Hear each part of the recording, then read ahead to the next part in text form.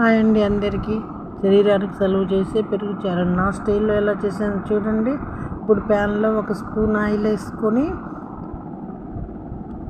ఆవాలు half table spoon జీలకర్ర, 1 ఎండుమిర్చి,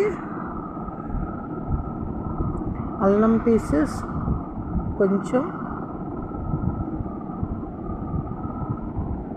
1/2 ఇంచ్ వేసుకున్నాను. పచ్చిమిర్చి పెరుగులో అలానే వేసుకుంటే కారం కలవదు కదండి, అందుకని ఆయిల్లో కొంచెం అలా వేయించుకొని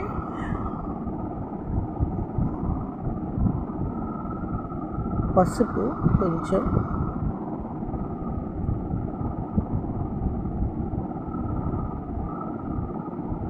ఆనియన్స్ పెరుగులో వేసేసుకోవచ్చు.